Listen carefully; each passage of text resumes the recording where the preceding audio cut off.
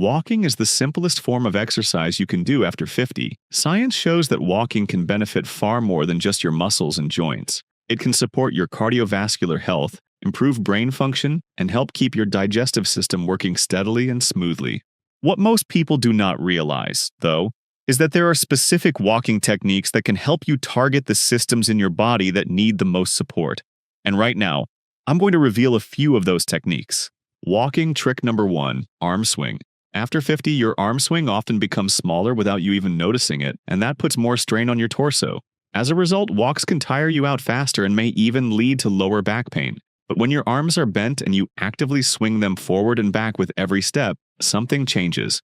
Even though the walk becomes more energetic, it often feels less tiring. That is because the natural movement of your arms helps your body move in a more coordinated and stable way. On top of that, a stronger arm swing adds intensity to your walk, giving you more of an aerobic workout, which supports both your breathing and your heart health. But it is important to do it correctly so you do not put unnecessary strain on your body.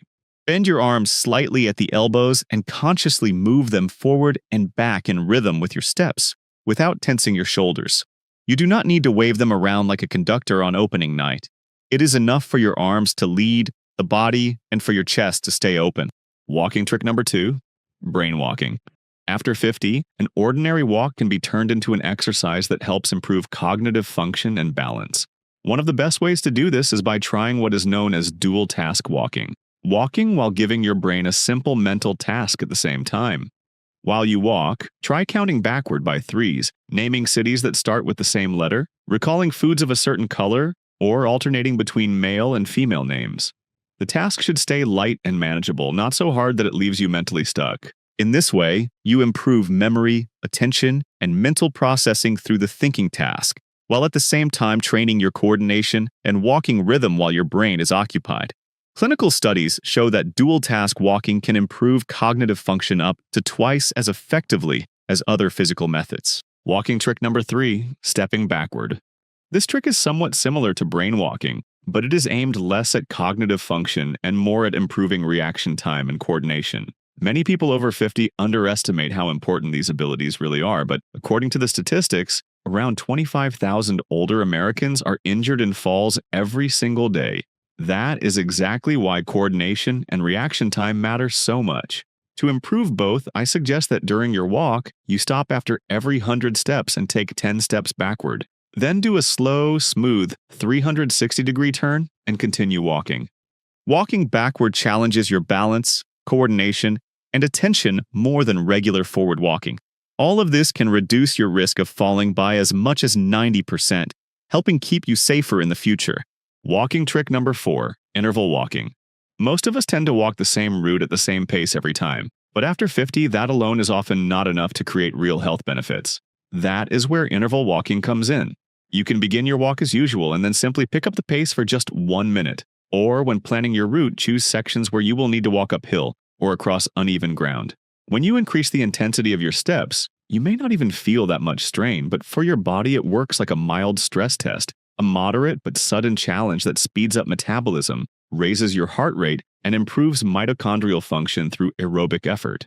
All of this supports your cardiovascular system and your hormonal balance, because the body has to regulate things like cortisol and insulin more actively. It also improves metabolism at the cellular level, which can help reduce inflammation, and with it, the risk of chronic disease. And if your interval walking includes changes in terrain, uphill stretches, or short sections of uneven ground, you also challenge your cognitive function because your brain and balance system have to stay alert. On top of that, it becomes an excellent aerobic workout for both your skeletal muscles and your heart.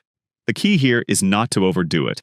Uphill sections and bursts of faster walking should not last too long. You can absolutely take short pit stops to catch your breath if you start to feel tired. And do not forget to bring at least 1 liter of water with you on walks like this. Dehydration is not something you want to mess with. Walking trick number 5, walking with tall posture. This walking technique helps reduce stress on your joints by creating a straighter, more balanced line through the body, especially around the spine. That protects you not only from back pain, but also from spinal disc problems and pinched nerves. When you walk with tall posture, your body weight stays closer to your center, instead of shifting too far forward or to the sides. Because of that, your knees, hips, and lower back do not have to absorb the extra imbalance. With your weight better aligned, your core muscles also begin to work more effectively, which helps keep them more metabolically active. That can lower the risk of sarcopenia and also reduce the chances of gaining visceral fat. Just as importantly, walking with tall posture helps you take deeper breaths because your chest stays more open. That gives you more energy during the walk and supports the health of your respiratory system as well. To walk with tall posture, imagine that someone is gently lifting you upward by the crown of your head. Keep your shoulders relaxed, your eyes forward, your chin from dropping down, and your stomach slightly engaged. And if it feels hard to hold that posture for the entire walk, take a break. Sit down, relax your body, and reset so you do not end up overstraining yourself.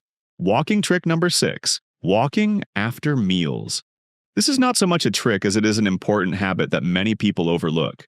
After eating, do not rush to sink into the couch or armchair in front of the TV, especially after dinner, because blood sugar and insulin spikes can really work against you, disrupting your sleep, slowing fat breakdown, and even increasing the risk of developing diabetes. A short walk after a meal can help counter all of that because it activates your muscles, a metabolically active tissue that pulls glucose out of the bloodstream to use for energy.